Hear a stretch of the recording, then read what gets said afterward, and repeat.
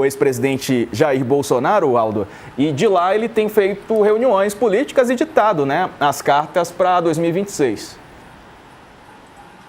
Então, eu acho que o Sakamoto caracterizou bem ali o aspecto de privilégio que o Bolsonaro vive na cadeia, né? Mas eu acho que, do ponto de vista político, o mais importante é perceber que ele continua a liderança em conteste da extrema-direita, né? Quer dizer, e aí, nesse sentido, podemos dizer que até o bolsonarismo ele tem um aspecto de vantagem na articulação política sobre o governo Lula. Quer dizer, o campo da extrema-direita, o bolsonarismo, ele vem trabalhando há bastante tempo essa articulação para ter uma estrutura de candidaturas muito fortes no Senado, considerando que o Senado tem alguns poderes significativos, principalmente em relação ao controle que ele pode exercer sobre o STF, né? O impeachment de ministros do STF e assim por diante. Então, o bolsonarismo está dando uma dedicação especial a esse aspecto da candidatura dos governadores. E se você vê, por outro lado, a questão do Lula, quer dizer, o Lula está atrasado nessa articulação, está atrasado na montagem de palanques estaduais e tudo mais. Então, por exemplo, aqui em São Paulo há uma indefinição completa quem vai ser o candidato a governador, quem vai ser o candidato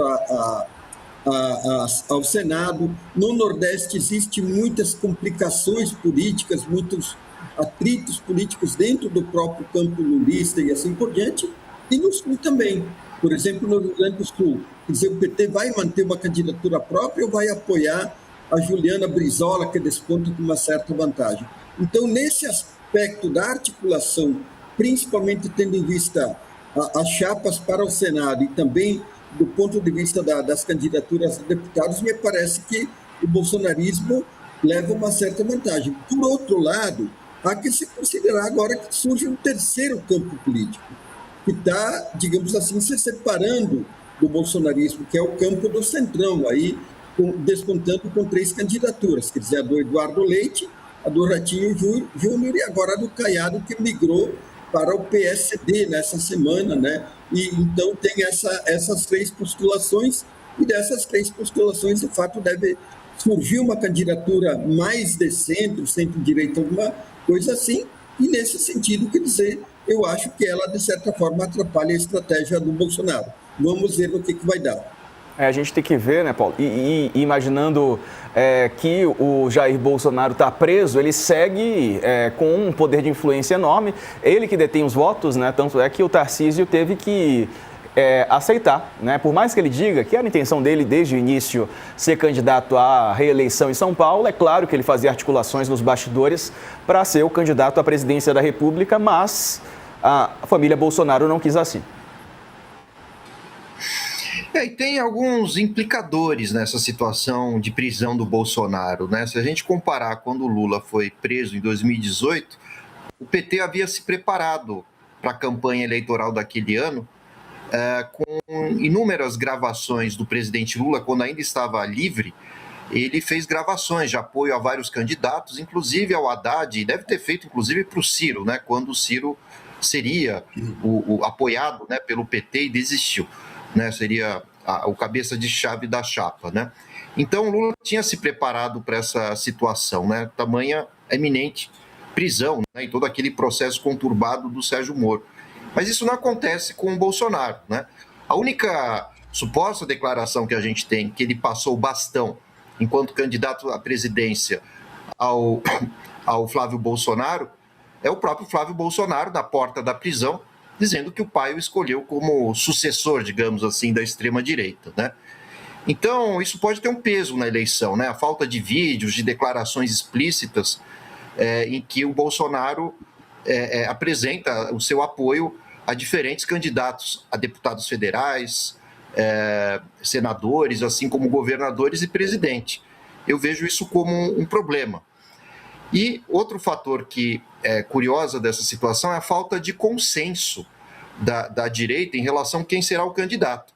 O Aldo e você acabaram de expressar muito bem essa fragmentação, né, em 3 candidatos, Ratinho Júnior, o próprio Flávio Bolsonaro, talvez um outro mais, o Caiado, fala-se também do Zema, entre outros pretensos candidatos à presidência da República. Mas quanto mais essas candidaturas se fragmentarem, eu diria que é melhor para o Lula, já que além desses candidatos atacarem o presidente durante a campanha eleitoral, o presidente Lula, o que é mais do que normal, para chegar ao segundo turno, os candidatos de direita vão ter que se contrapor, ou seja, vão dar tiro amigos uns nos outros, né? E isso pode, de repente, favorecer até mesmo a possibilidade do Lula alcançar a vitória no primeiro turno, né, diante dessas oposições internas dentro da direita. Mas me parece que o caminho mais sensato, né, para a direita é buscar uma candidatura única. Mas, embora esse caminho seja muito bem possível, é preciso considerar que a direita não está totalmente coesa e unida sobre quem deveria ser o sucessor de Bolsonaro, né? Então, o Flávio Bolsonaro, já disse isso aqui em outras oportunidades, ele é visto como uma espécie de centrão dos filhos de Bolsonaro, né? O filho mais, digamos assim, sem graça, do ponto de vista da radicalidade, ou menos radical, simplesmente, né? Chegou a dizer que tomou as 2 doses de vacina, fez uma autoapresentação numa das entrevistas dizendo que é diferente do pai. Então, pode ser que nessa busca de moderação por parte de Flávio Bolsonaro haja um distanciamento daqueles bolsonaristas mais radicais, né? Esse é um ponto crucial dessa eleição, que a gente tem que abrir os olhos, né? Não, talvez não simplesmente Bolsonaro, e supostamente, né, dizendo que o Flávio Bolsonaro é o seu sucessor, isso convença todos os bolsonaristas de que devem votar necessariamente no Flávio, né? Então, existem vários gargalos, né? E outros nomes que não se ampliaram nacionalmente, né? Faltando 9 meses para as eleições, mais ou menos, o nome de Caiado é muito fraco, né? Pode ser muito forte em Goiás, mas no nível nacional é muito difícil nesse tempo conseguir essa expansão tão forte desse nome.